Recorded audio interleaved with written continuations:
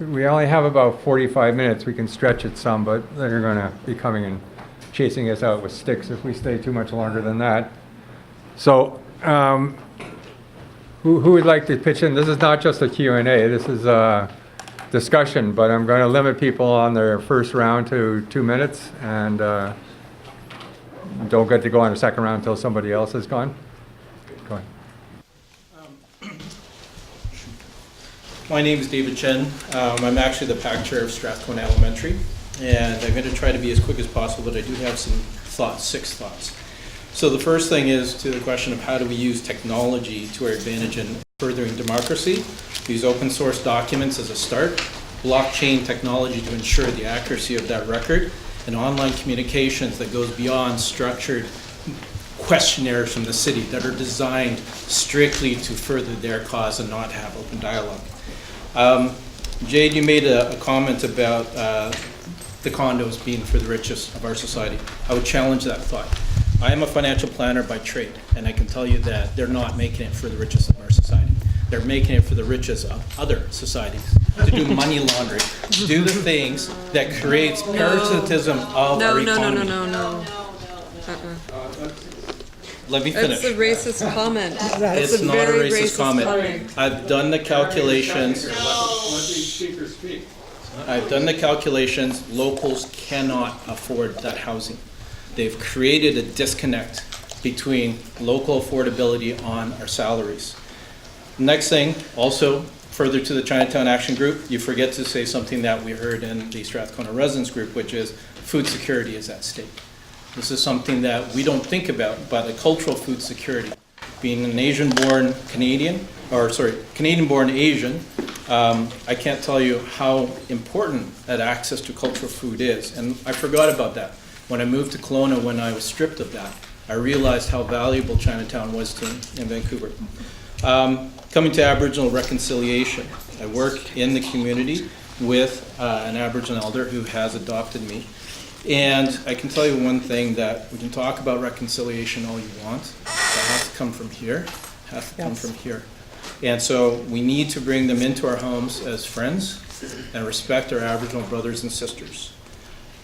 The last thing I'll make as a point is about fighting for the rights to land.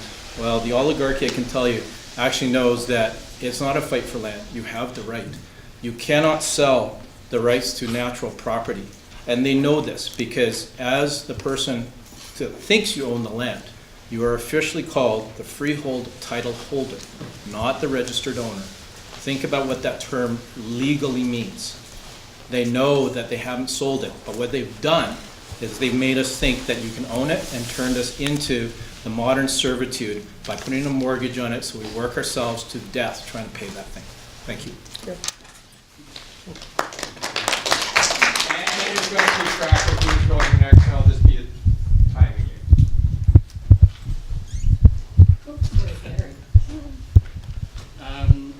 Hi, I'm still curious about the city as the site of struggle and how we make understand that.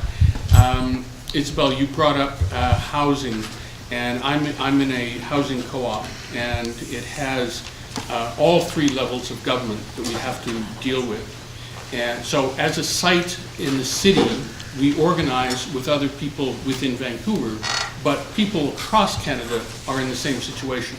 So how do we mix the struggles that we wage within the city? And there's interesting things in terms of intersectionality that you were mentioning.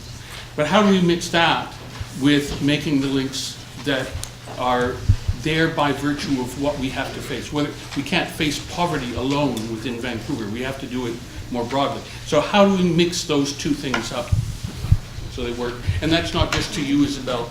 Anyone who would like to respond to that. Yeah, I'm going to take 3 speakers and then. Okay, so this fellow here, Bill, and then a woman at the back up here. A number of quick points. It's really important, I think, and this is something that Jean's talk highlighted, that we need to focus on what we have in common.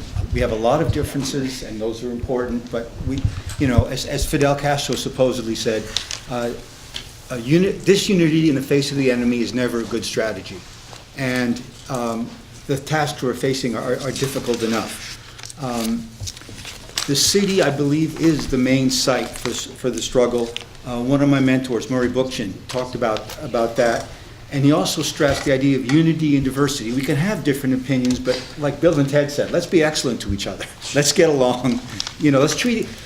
Bookchin also said we have to revolutionize ourselves and give up bourgeois and patriarchal values that we've been inculcated in us, from time immemorial. So it's not just about changing society. Obviously, we have to overcome our own conditioning.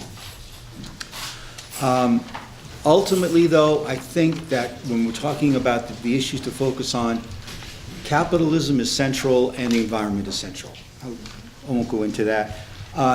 We need to have, again, has been talked about already, a focus on local organizing. Political parties, I think, are necessary, and even Karl Marx thought that there might be a parliamentary path to socialism. But just to finish up, we need a vision. And we should keep in mind the immortal words of Humphrey Bogart, it's not always easy to know what to do. Thank you. Sorry, Peter, I didn't actually mean to cut you off that fast. The 1 means 1 minute. Oh, I thought I meant shut up. That would be a difference. Okay, would somebody like to respond to Larry's question? Isabel? Or? Yeah, I think we need us Canada organizers. We need to have communication and connections so that we work together across Canada, and you could extend that to the world. That is the only way we can do it together. If we can communicate and we have structured organizations to do it. I don't know how much I have to add, except that capitalism is clearly a global system. We can't try to eliminate capitalism in one place. It's something that exists globally. And I think that also means that we can't fight capitalists from other countries or from China differently than we might fight capitalists here. I think that's what solidarity means, right? I don't see why. I don't see why we should exceptionalize foreign investors in the housing crisis and act as though they're the cause of the housing crisis when we know there's been a housing crisis, a crisis of displacement and dispossession since the beginning of colonization in this. I don't care who the rich person is who's exploiting me or my family or any working class person or disempowered person around the world. That doesn't matter. What matters is that there's alienation, that there's violence. Okay. Yeah. You wanted I like the question. I think this is a critical question because I believe today translocalism is the new internationalism. That it's in cities and in our communities that we can concentrate more power than the power of multinational corporations in our own backyards. I worked for big green NGOs for about 10 years and worked for grassroots environmental justice groups for another 10 years. And in this latter half of my work, we defeated and stopped more projects and infrastructure proposals by multinational corporations with a fraction of the resources than we did in the big green NGO complex. Hundreds more incinerators, waste incinerators, coal power plants, uranium mines, pipelines were stopped by poor environmental justice groups and big green NGOs. That's just one example. I think what Jean referred to in terms of the fearless city strategy a couple of years ago when Barcelona and Comu and the Ignados movement really realized that there was this whole rise of the right really pushed back around them. I think they invited, at that point there was a realization that you couldn't go it alone. You had to invite other municipalist movements to come and join you. And so the Fearless Cities Conference came out of an effort to connect with cities like Jackson and other cities around the world that had visionary leaders. And about a year ago, I accompanied Rukia and Antar and some of the leaders who have then elected Antar into mayoral power in Jackson to this meeting with the working class cooperatives in Barcelona. And it was fascinating to hear the strategies of how worker co-ops we're actually taking back the economy. I think they're up to about 30% control of the Barcelona economy in recent numbers. But that's where I think we need to kind of move in terms of our translocal organizing efforts. Bill Hopwoods. First of all, thank you for organising the meeting. I'm sort of on the edges of the eco-socialists, but I think the idea of bringing different voices and building connections is really crucial, both in analysis and in activity. We're all busy, we all have our own areas of activity, and often the one you're involved in is the most important, because that's the one you're involved in, but also recognizing that all those other struggles are also important. I mean, just this weekend, I was on the Women's March, I was outside Tim Hortons protesting their taking back the wages of workers in Ontario, I was at a Raise the Rates meeting on Monday, you know, and those are some of my passions, but that doesn't in any way mean they're more important than others. And at different times, I've fought and defeated an incinerator as well. Great fun. Highly recommended it. I think but to me, one of the things that seems important is we have to fight on those immediate issues to build solidarity, to build struggle. But we also have to have that eye on the broader picture. And I really echo the point about jobs environment. It's like asking you, do you want your left leg or your right leg? You know, we need both. And I think to cut to the core of that is what is the barrier? The barrier is who controls the wealth and power of society. There's plenty of jobs. There's plenty of environmental stuff to do. It's just the capitalist class won't invest a cent in it because they would rather put $8 billion into a pipeline that makes things worse. And I think it's making those connections of how you connect jobs, environment, social justice, housing. To me, and Jean and I discussed this, I think one of the things that's important for my generation is to recognize a new generation is coming. There's a rising wave of struggle. And for us who've been around a bit longer, in 30 years we've had to retreat, or we've suffered retreats. But I think the struggle is coming back, and have that confidence in the future and to share our experience. And I would argue we need a vision, and that vision has to be a socialist society of the common sharing of the wealth and knowledge of the planet and people.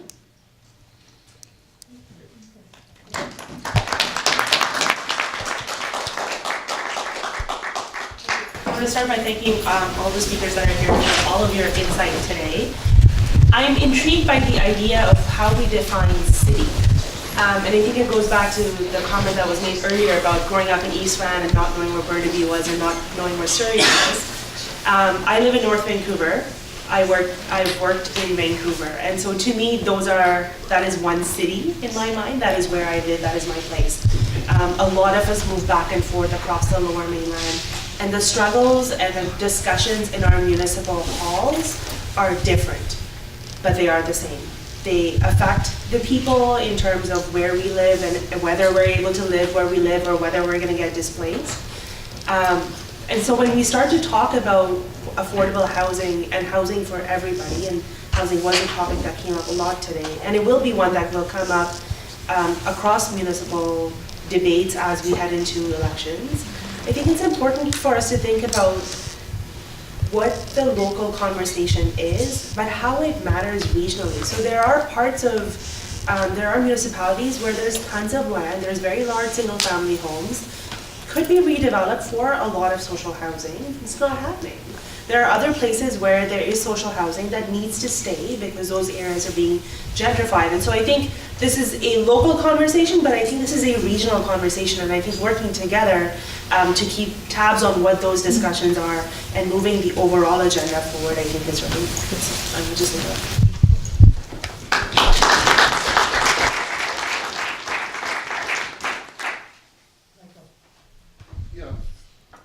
It was a wonderful panel, and but I think we have to recognize it's just the beginning of a conversation, and that in this process of dialogue, we have to learn from each other. And in that context, and I think we agree that in principle or in general, it would be wonderful if all these struggles could come together. But there are difficulties, and we have to recognize that it does involve discussion. So what I would ask people, all the panelists, is based on your own experience and your struggles, who is the enemy? What Who is the enemy? What would you identify as the enemy? And if there is more than one, and many have identified more than one, what is the principal enemy now? Well, that should be easy. Okay, I'll ask the panelists who wants to respond to that.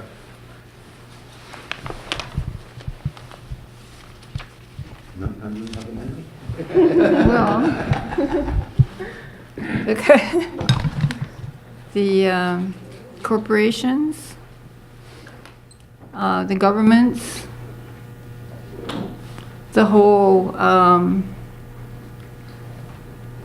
treetops type of thinking that people have, that you can't have change, you have to just work in certain, with what we've got without challenging anything. The idea that we can't get the type of change that we want, and there's all racism, huge barrier, the not acknowledging the indigenous ownership of the land and that they need to get it back or be compensated for it. Yeah, those are some things that we have to deal with. A lot of people are really busy just trying to keep a roof over their heads, so they don't feel like they can be, they can't devote their lives to, like Fraser, he likes to play his guitar. Come to a meeting, Fraser. No, I'm going to play my guitar.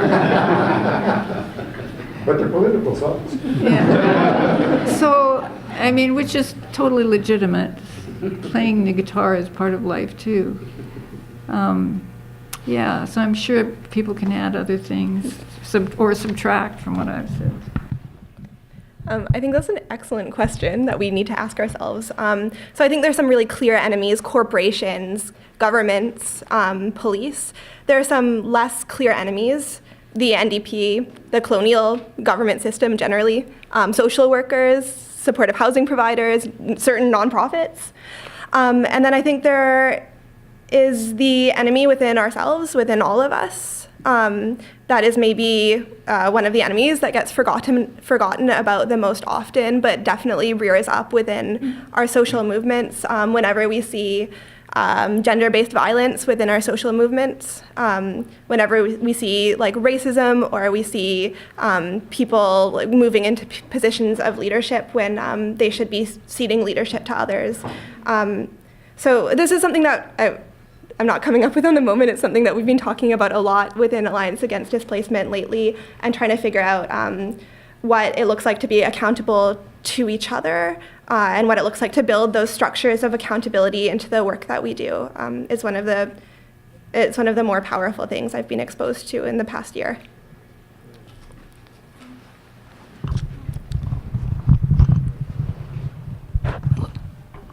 I think Isabel actually pointed out most of the things that I was going to say. And also I want to point out a very dangerous enemy, which is willful ignorance.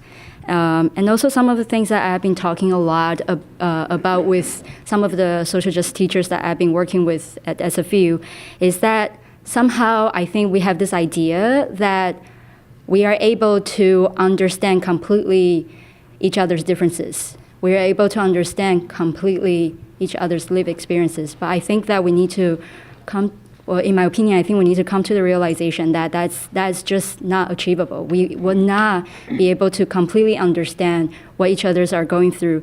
But that does not mean that, what do we do with the work? It just means that the work is a bit harder. And I actually get excited from that, because that means that, if we can get past that, then we can continue to work together. And also, I didn't get a chance to respond to earlier comments. Can I do that right now? I think what David pointed out about food security is a really good point, and especially with a lot of affordable grocery stores are being shut down in Chinatown right now. And some of the things that we need to understand, that businesses in Chinatown often have kind of a community orientation. So sometimes why a restaurant can sell food really cheap is probably they have long-term friendship with the butcher shop down the road. So when we shut down one shop, it actually has a chain effect. And also, I think we really need to refrain from the narrative of blaming foreign investors coming into our city, especially the narrative around Chinese investors, because it actually ignores the problem in the city, the disparity between poor and rich, and really continues to allow the developers in Vancouver to continue to build those condos. And also, this actually uses a racist narrative that vilifies a group of people that is actually really, really diversified. And I actually have been personally attacked because of narrative as such, just on the street. So I think we really need to be careful when we buy into those narratives.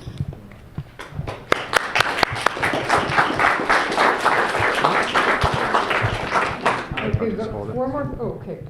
Just in brief, I think it's a complex question, who's the enemy? I've been puzzling with, I think cis-heteropatriarchy has 5 accomplices, which I used to call the 4 horsemen of the apocalypse: colonialism, imperialism, neoliberalism, and capitalism. I'm starting to examine, because of looking at my Chinese roots, how Confucianism plays another important factor in that. That's all a separate discussion. The trickiest of those accomplices is neoliberalism. I'm just coming from a meeting that is looking to how do movements interact with Governor Jerry Brown's Climate Action Summit, which is really the face of neoliberalism defending the same capitalist agenda, that Trump's extreme right fascism is. But there is an attempt to obfuscate the real debate between the 2 poles of neoliberalism and the rise of the extreme right. And I think we need to really figure out how do we then challenge, a lot of what neoliberalism guises in terms of its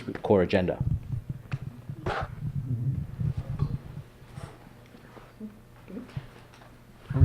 Okay. Well, the enemy in Burnaby is the Kinder Morgan pipeline. And we hope you will all join us. I belong to the Burnaby residents opposing Kinder Morgan pipeline, and we have almost daily actions. So we know that it'll affect everybody if they're allowed to put that through. And we've just learned a great deal about how this can affect our health because of the collision in the South China Sea and dumping dilbit, or perhaps the solvent, into the ocean, a mixture of chemicals which are deadly. So please watch our website and our Facebook and join us. Thank you.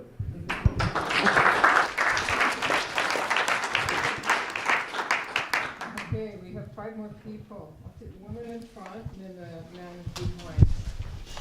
behind. I just had a quick one because we were talking a lot about having a common, bringing together a bunch of different movements and having a common vision. And you mentioned the LEAP project earlier, and I just had recently read the LEAP manifesto, which has 14 points. And I was just wondering if any of the panel or anyone here had read it and how good of a job they think it does at creating a vision for a better system.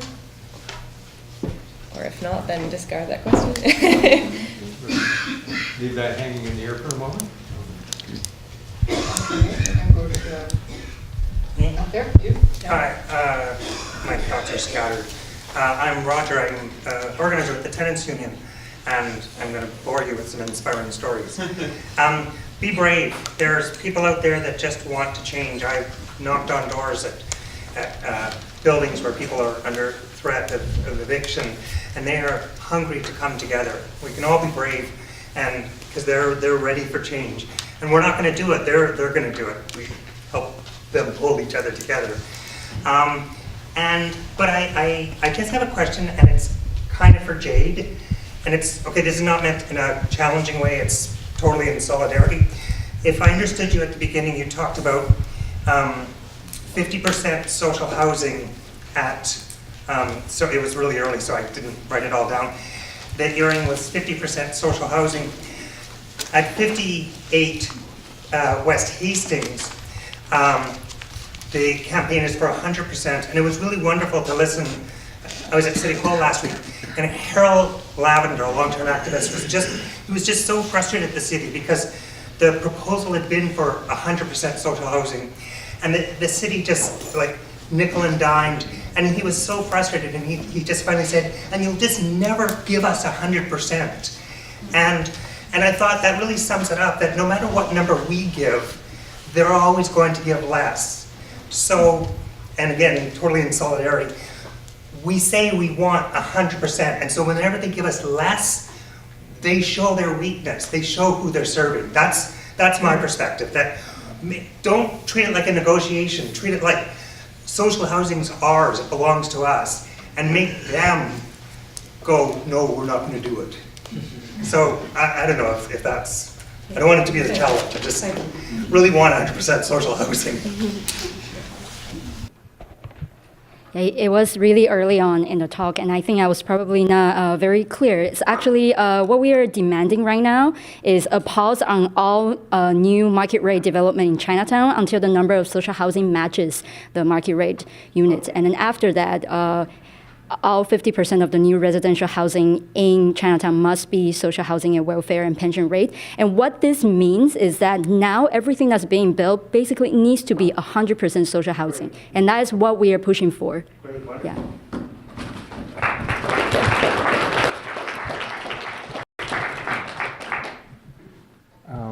I just want to make a comment that on the LEAP thing, there were a number of people here that were involved in the LEAP thing, but I don't see any of them. Yeah, they're on the speaker's list, actually. No, I am sorry, Lisa. Yeah, yeah. Okay, okay, that's coming up then. Hi, I'm Sarah. I'm also with the tenants union. And I'm also going to ask a question for Jay. Sorry to put you on the spot the second time in a row. And it's not a question to put you on the spot, really. It's just I want to ask you this question because I think Chinatown contributes something really unique to this struggle for the city.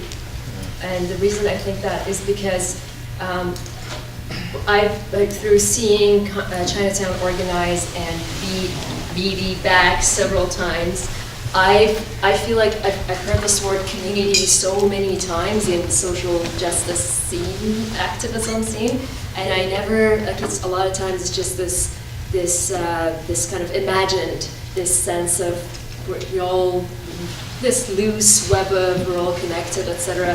But in Chinatown, I've really seen it grounded. I've really seen it come to life, especially with the work that you guys do with the seniors, with the kind of cultural building.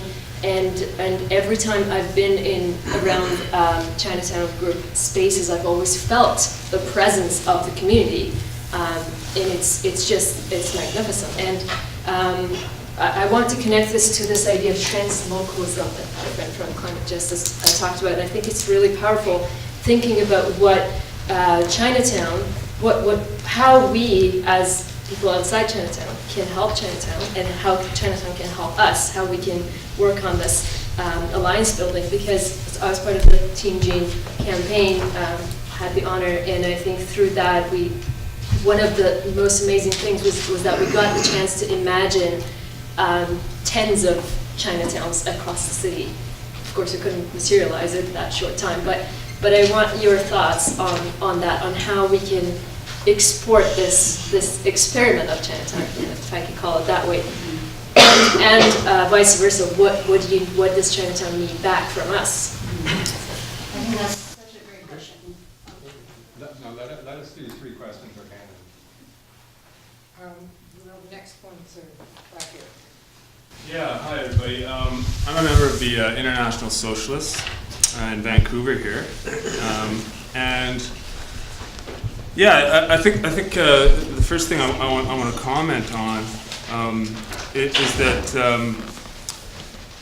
you know, as a socialist, I mean, sort of, you know, I've been a socialist for 5 years, and kind of the thing that I've been getting from my studies and my reading is that, you know, there's an issue with reform in a capitalist society. Okay, well, how do we achieve reform? Okay, well, we've got to build up mass movements, and how do you build up mass movements? Well, obviously the system is going to cause pain.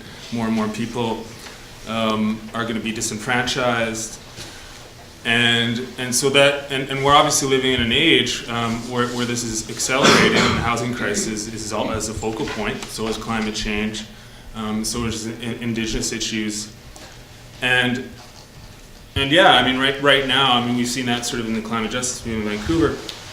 You know, there's been excitement, and there's a lot of various people doing various different things, and so I guess to make a long story short, I think we need to think about how we can sort of network a little bit better and get the activist groups together on one page, and because one of the problems is that the NDP isn't offering us much of a left-wing alternative. So it's out of these movements that we're going to have to create that alternative. Either create our own party or at least create our own platform, right? Our own political platform that we can then use not only to draw the various movements together, right? But also draw the masses, the broader working class, the people that are suffering from housing crisis, and bring because all of these issues. I mean, we talked about paradigms and binaries, right? But there is no such thing as there's no such thing as jobs against the environment. Okay, capitalism has produced that. But if we create a platform and show people that, well, if we control investment publicly and democratically, that problem goes away in an instant. So anyway, I would just say, put the notion out there that, yeah, there are ways of doing this, and I think political platform and through the grassroots movements is probably the best way to do that. Hey, Kim? Okay, I just wanted to address the issue of foreign buyers, because I think there's a disconnect between what is actually people are actually having an issue with when it comes to that. Because I think there's actually two different categories of foreign buyers. There's the foreign buyers who actually want to move to Vancouver, and those people, as long as private housing continues to exist in our society, I don't think those people should be prevented from buying housing. But there's another group of foreign buyers, which is the people who buy housing as investments with no intention of ever moving here, and who are basically turning the housing market into a stock market where they will then, after a period of time, flip their house for a profit because the market has gone up in value. And I think there needs to be measures to prevent those people from owning housing in BC, in Vancouver. And I think the proposal that Andrew Weaver has put forward to actually limit housing purchases to residents would actually be a viable proposal, because in fact people who want to move here could move here, rent for a period of time, become permanent residents, and then they could buy into the housing market if they have enough money. Okay, so, well, we have three questions. Do we just have one person left on the list? We have Lisa and Tom and perhaps somebody else from the rising generation may want to. Okay, well, let's get some responses from the panel and then say we'll have a last round of speakers because we're getting close to the quitting time. Okay, just to respond to the last comment, my landlord is like a white guy who grew up in Canada. He doesn't live in my house. He rents it to me and he makes a profit. Like, I just don't understand what, like, when we're talking about those people, it's a very racialized kind of language that we're using. And I don't know why it matters so much to people.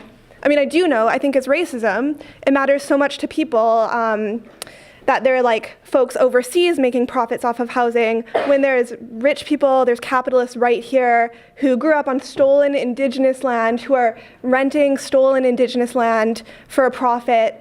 We can fight all commodification of housing at once. There's no reason we should be singling out foreign buyers. It's honestly, it's really frustrating. And I was in a first year Langara class yesterday.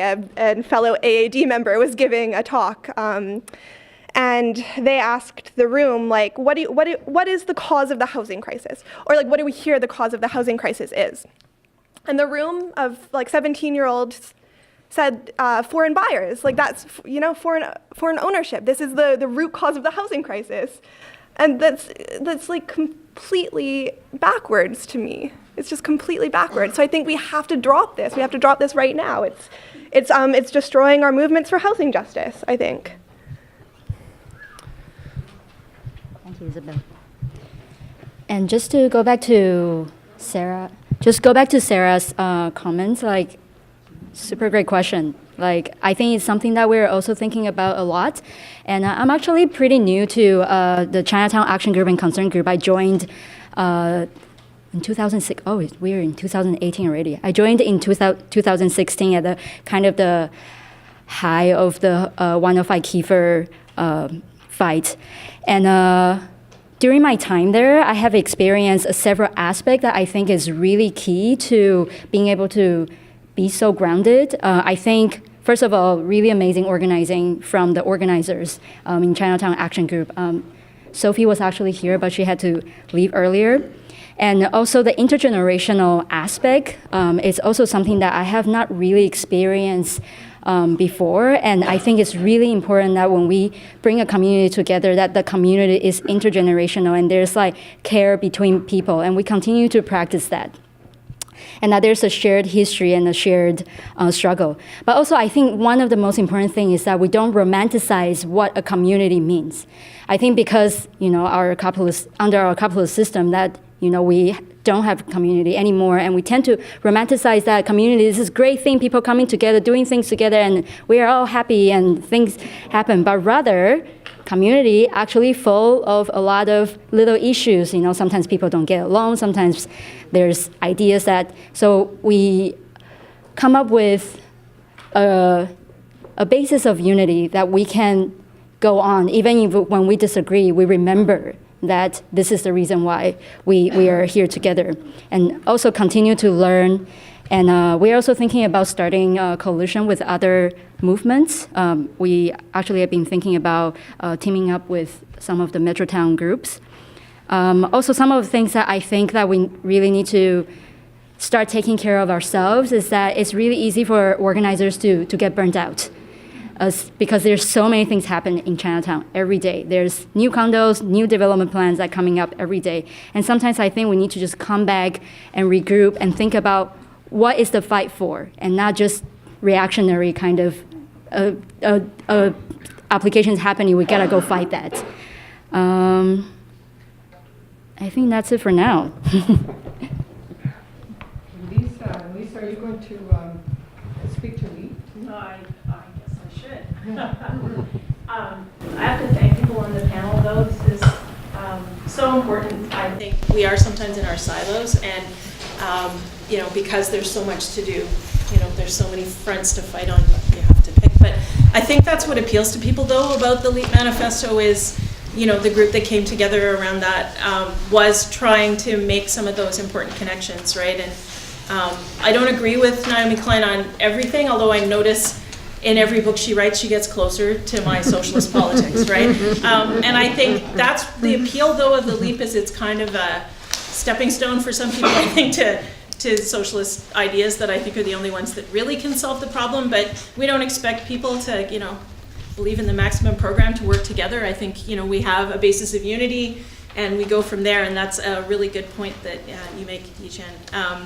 And I think that what's appealing about the LEAP manifesto is this idea that it's not just about no. Like we have a fantastic movement here in Vancouver and British Columbia led by Indigenous folks against pipelines, against Site C Dam. Unfortunately, the latter wasn't successful yet. But that we can't just be saying no, no, no. Otherwise, it'll be like Clayoquot, where we win all the battles, but we lose the war. And I think that we also have to look at, well, what is the yes, right? What are we arguing for? We're arguing for a different kind of society that all of you have talked about the pieces of it, how we can have social housing, we can have good jobs, we can respect Indigenous rights. There is the money in society to do those things. And we can't do it with the system we have now, but one step at a time we can demand those things like Jean did, in her amazing campaign, right? Things that really should be achievable under capitalism. And then when you see that they're not, then you're like, oh my God, I guess I should be a socialist. So in Toronto, they have actually used some of the LEAP ideas to create something called the Good Jobs for All Coalition, which came together around a transit program in a very disadvantaged part of society, the city. And 10% of the jobs were allocated to the local community, which is mostly racialized people. And I think we could do something like that in Vancouver, but it would take unions and environmentalists to come together. Talk to Lisa if you want to know about these meetings. Okay, I have left Tom and Lawrence. Are there any women who'd like to jump in? Okay, I think that's about it. Oh, the main enemy is at home. It's us. You don't have to look abroad. But there's a hell of a lot of enemies abroad, too. There's a lot of places in the world where Canadian is a dirty word. Central America, all our mining companies down there. South America, all our mining companies. Those Canadians should be howled and chased and castigated for what they do. And people who come to Canada and behave the same way should be howled and castigated for what they do. I don't give a damn what ways they're off. They come with a capital, and they come for the purpose of exploitation. A practical problem for social housing in Vancouver, which I myself have been involved in many years as a young man, is this. Social housing in Vancouver, likely what there is of it, will disappear. The existing co-ops will likely disappear. You have a co-op, for instance, the one that Anne Grant lives in there. Probably now, if to renew the lease on that land on the same formula that was signed up in 1978, the people that live in that co-op would have to pay somewhere between $5,000 and $7,000 a month for the land rent alone before improvements. There's not one single person in that co-op that can afford that. And every co-op in Vancouver faces the same problem if they don't own the land underneath them. And government, as long as they go along the market principle of buying and selling land, and the person who lives in it can make more money from it than they bought from it, when they paid that price, will be faced with an enormous bill that will require raising taxes hugely, and it will be raised on us, not the rich, because there ain't no country in the world that raises taxes on the rich. They won't be able to afford it, in my view, and I think what will happen to people who get displaced, you'll be living in Hope, or maybe Princeton at some point, because the rules that we live under when it comes to land cost and the principles that we develop under are such that unless that system is beaten into the ground and defeated, we will not be able to live in the places that we have lived all our lives. My children, not one of them can live in Vancouver. They're all on Vancouver Island. And that is a concrete problem that we all, if we want housing, and decent housing, not 250 square feet, you know, where you're pissing and shitting in the same room where you're cooking. You know. That's a good note. Okay, I'll leave it at that.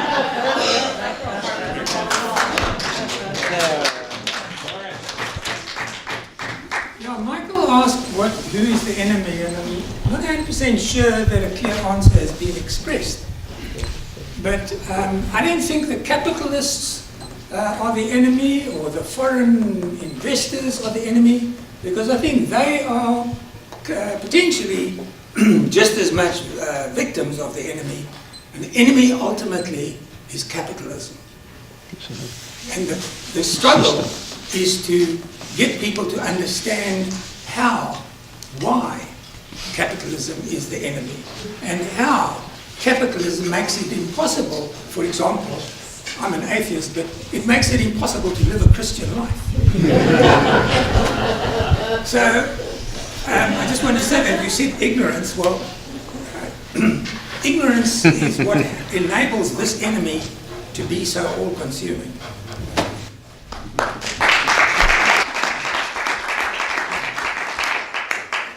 CJ. Somebody talked about Burn being its strength against standing against Kinder Morgan. And here in Vancouver proper, we sometimes, I think, a lot of people think that because the mayor and council have spoken out against Kinder Morgan, it's no, this isn't going to happen here, that, you know, they're kind of looking after us. And I think we're starting to build a little bit more uncertainty about the promises of this council and mayor, and it will come home. I'm sort of 6 slow walking minutes from being able to put my toes in Burrard Inlet, and believe me, they are not going to build Kinder Morgan here. This thing about Site C. There's a lot of people out there who used to, in a room like this, so would occasionally describe themselves as, members of the NDP, but on the left, the left part of the NDP. And a lot of those people are pretty upset about some of the recent decisions of who they thought they were supporting, the promises. And there's a watch for the outcome of this weekend. There's a summit on Site C going on in Victoria just to focus on resistance to Site C. And I think there'll be come some really good analysis and discussion out of that. This is such a great thing. Please keep it going. Okay, thank you. One last round for our panelists. I skipped over Jean, even though she asked me last time, and so I'm letting her have the microphone. Oh no, the microphone doesn't work anymore. Yeah, it does. I just wanted to make 2 brief points. One is to the guy that was talking about a platform. In Barcelona, my understanding is that they had a whole bunch of disparate groups and they brought them together. They came together with a platform and they went out and they got 30,000 signatures on the platform, and then they ran on that and got elected. And the other thing I wanted to say is about the foreign buyers argument. I mean, the issue is that housing shouldn't depend on the market, and we need to get more and more housing out of the market. So it doesn't, the nationality of the buyer, it's irrelevant. We need to get it out of the market.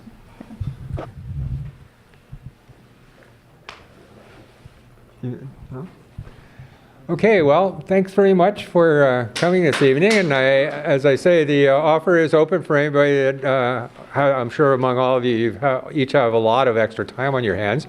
If you want to help us organize the next one of these, the John Bellamy Foster thing, and the teach-in, which hopefully will also approach many of the questions that we've asked tonight about who the enemy is and how we organize against the enemy. Feel free to contact us. Thank you very much. Thank you to our panelists. The panelists are great.